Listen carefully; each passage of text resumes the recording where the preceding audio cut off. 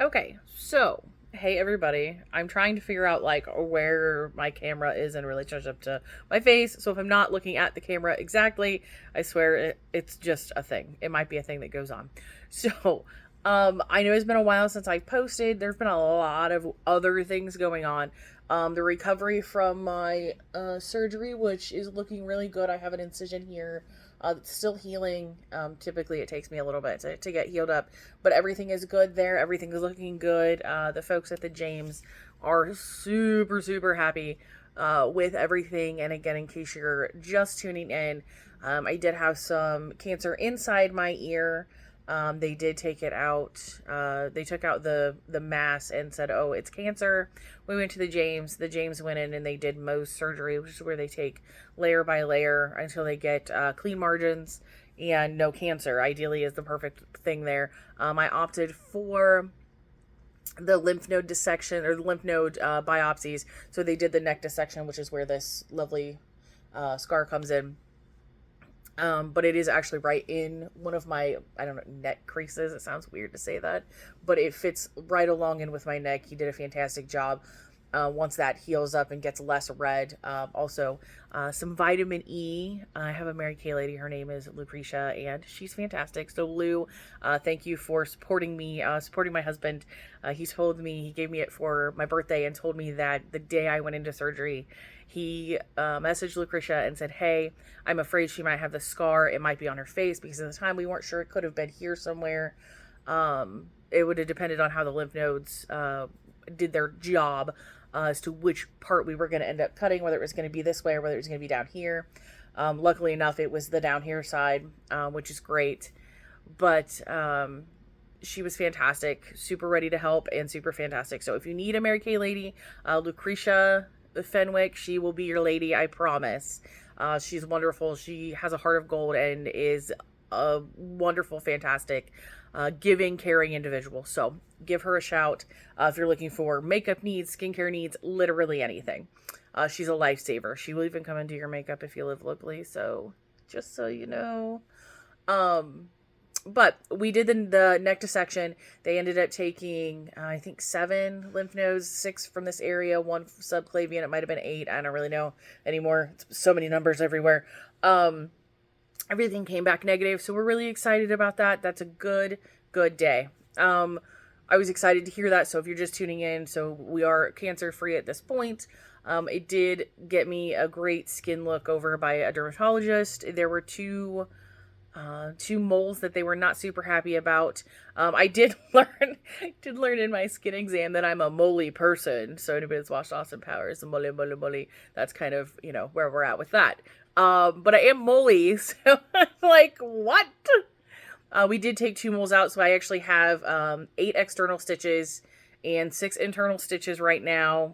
One on my abdomen, one on my back, to get those out. We'll find pathology on that in a few weeks, but they were pretty sure even at the beginning when they saw it. It was just one of her concerns. It didn't appear to be anything like cancer, but of course we always check. They're gonna check it. We'll find out.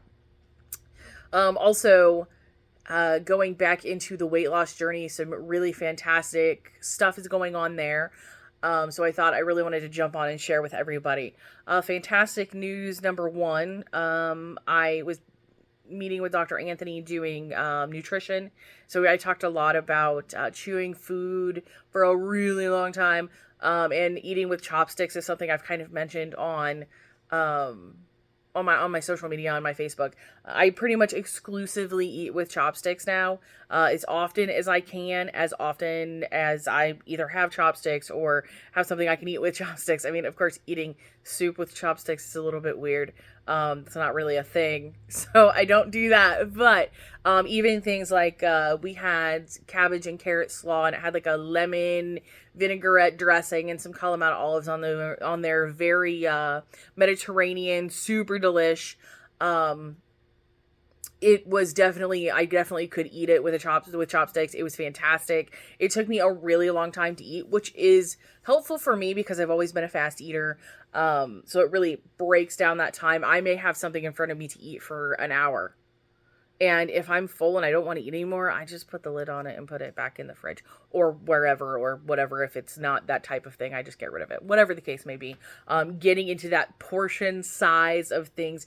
I've cut my portions down a lot, but figuring out eating with the chopsticks, really, it takes a much longer time. So feeling the amount of hunger I'm feeling versus, sorry, the amount of hunger I'm feeling versus how long it's going to take me to eat versus when I'm going to get full or just be over it. I'm not really sure that yet. That's kind of like a fine line. So we'll work on that as time goes on, up through a couple weeks before the surgery date. But I did have a really great group meeting with Dr. Anthony. There were some fantastic ladies. It was the first time I'd done a group meeting. There are some fantastic ladies in there. They are wonderful, wonderful, wonderful women and are excelling at this program, and just really they're in different stages, but in the same pre-surgery spot that I'm at. They may have gotten just started, or they may be a little further down the road, but not as far as me. But but they're fantastic women. I am blessed and grateful that I actually, after that one meeting, was able to friend a couple of them on Facebook. They're fantastic ladies, and we're really able to rally around each other, which is great. In finding support through this process is huge. Either in people that have already done it. I have a friend that has done it before. And it's nice to be able to bounce questions off of her and say, hey, listen, when you were at this point, where were you? What did you feel like? Or were you having this problem? Well, it's going to be a day, I think, because everybody is different. But plus side, I was checked off by nutrition, which is like the big, like, crux. Like, you have to be checked off by nutrition to be able to move on in the process. So in this process, we're going backwards if this is your first video. In this process, you have to be checked off by medical team, you have to be checked off by nutrition, you have to be checked off by psychological. So there are 3 different things that you have to be checked off on. And it's multiple. Nutrition, I think, is the longest one, probably because it really is about breaking down these habits that you have likely done and grown up with, or that you've kind of done over the years. For instance, I mean, people that work in my industry or that have a, public safety, public service background, they typically eat quick, or they don't eat, or they're eating fast food because they don't have a fridge. They're driving around in an ambulance or in a cop car or whatever, and they just don't have the ability to necessarily take things with them that need refrigerated, and that's where you get a lot of your protein. So how do you do something different? How do you make that work for you? And a lot of times it's easier to just, over the years, give in slowly to everything that's out there, like the McDonald's, or I'm just going to get a cheeseburger, or I'm just going to like whatever, and or I don't really have time, I'm just going to skip my meal. And skipping meals it's so bad. And I was a meal skipper for sure. 100% a meal skipper. So talking about going through the process of breaking down those bad nutritional habits, those bad plate ideas. They talk about using the healthy plate meal, where you have, this small, you have the basically the palm-sized protein, and then you have your veggies, and then you have a small carb of some kind. Oh my goodness, I swear I will get it together today. That's kind of the healthy plate meal, give or take a little. And of course the emphasis is on the vegetables. Sorry, my dog's going nuts. It's fine. Anyways, one of the things that Dr. Anthony actually said, and I was like, I can't believe I haven't done this. It's just something that, for me, they say that we eat with our eyes first. So, you have an appealing meal and you're ready to eat it. And one of the things that I would always do is I would save whatever my favorite was for last. So for instance, if let's say, the steak, and it was this beautiful steak, I would save that for last because I was really craving steak or something. I really liked the marinade or the spice rub or whatever. I was really feeling like steak. I wanted to finish my meal with that deliciousness. So I would eat it last. That's like me wrong. Because then if I'm full, I'm either overfilling myself by eating the steak, or I'm not eating it, so I'm not getting my protein. So switch it, eat the protein first, then the veggies, carbs last. Because if you still have room left, you're eating the carbs. If you don't, you're not even eating them. So that changing the way that you view your plate was huge for me. I definitely focus more on protein. I am protein driven now, and I think about how can I get in some extra protein, even if it's just 9 or 10 grams. It doesn't have to be a lot. I saw on Amazon today, and again, I don't endorse any products, blah blah blah, but I saw on Amazon they had a sale on Jack Link's beef jerky. They also had a sale on Tillamook jerky. Tillamook, if you haven't had their cheese, y'all, I haven't opened the jerky yet, but their cheese is so freaking delicious. Like, everybody's all Sargento this, Sargento that. Yeah, Sargento's great and everything, but if you have the chance, especially the shreds, oh Lord, they're delicious. Like the shredded cheese, it's like so perfect. It's the perfect shred. It's amazing. So Tillamook is fantastic cheese. I'm pretty sure they make butter too. But anyway, cheese, so good. So I was like, we're going to try their jerky. So their jerky sticks, and again, like I said, I haven't tried them yet, so I'll give a review later. But it's no sugar added. Same way with the Jack Links, no sugar added. I'm pretty sure Tillamook's no sugar added. I'll get back to you on that. But the Jack Links is for sure no sugar added. So how can you increase the protein, still stay within the caloric deficit, and not have added sugar? And I'm a sweet tooth girl, so any sugar is good sugar for me. I love sugar. But changing the way that I do things is what this last basically year has been about. Is changing the way that I view the things that I put in my mouth. Obviously, I need a nap. So, one of the things that I was excited to say, of course, like I said, is that we are all checked off by nutrition, which is huge, huge. I am also still going down the psychology path. And a lot of people that know me, people that don't know me, I actually have a Bachelor of Arts in Psychology from Ohio State. And that is great and fantastic. I don't even use it in my career choice, which is fine. I mean, I can't say I don't use it. But I definitely don't use it like I thought I would, which is fine. But you have to go through this psychology part, and my first meeting with the psychologist was recommended that, of course, I seek some counseling due to some past traumas that were non-familial related, and the way that I view things, and just some things that I struggle with, like, for instance, setting boundaries. This is one of my things.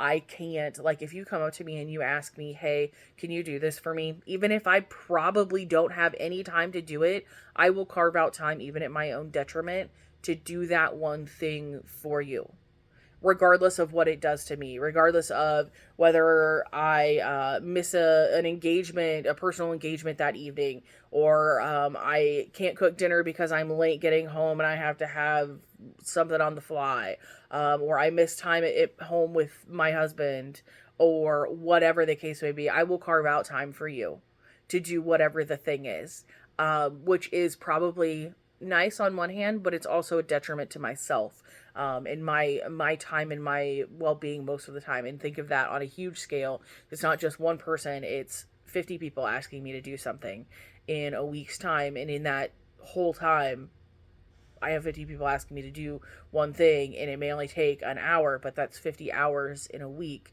which is more than I work in a week. I mean, it's not, I work a lot of hours, but a standard work week's 40 hours. So just think about that. That's another week's worth of work plus. So setting boundaries is something I really struggle with.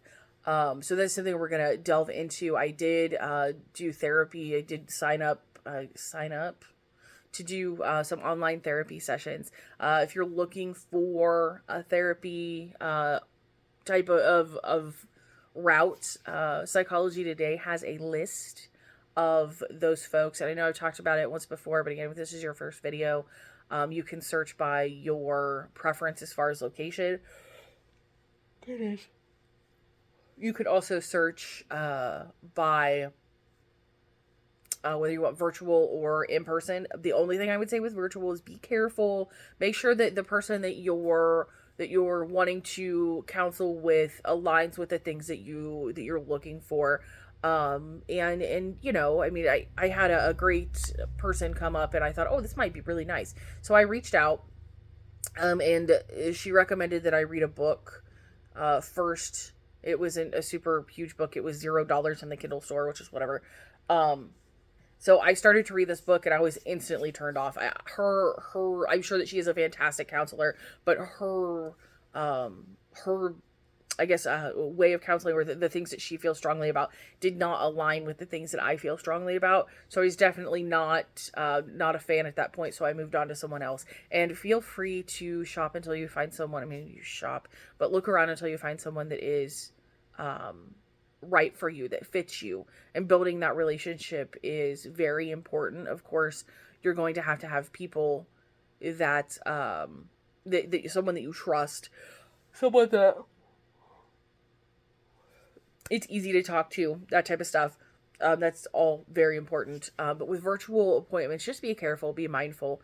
The first time that I tried to set up a virtual appointment, the person didn't show up, and I was really frustrated. And it was very disheartening, honestly.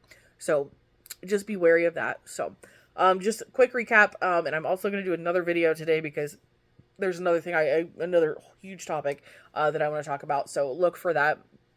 But for now, progress is moving forward. I did decide to put myself first and do a little bit of driving to Cleveland for an appointment that I can get this next week versus like in March virtually, because I should only be about 2 or 3 appointments away from getting a surgical date. So I'm really excited to move this process forward. And the goal weight that Dr. Anthony told me to lose is 25 pounds. And I was going to weigh myself before this, and I didn't. So, I will report back at a later date on that, and see what it was. I also probably shouldn't weigh myself. We ate a whole ton of sushi at Kiyomi and Bell Fountain, like a boat plus birthday dinner. So, you know, sometimes the wagon is running in front of me and I'm just falling on the ground and going, ugh. We all do it. So it's not about the fail, it's about the rebound. It's about the rebound. So, wishing everybody love and good eats, and be good to yourself. We'll see you soon.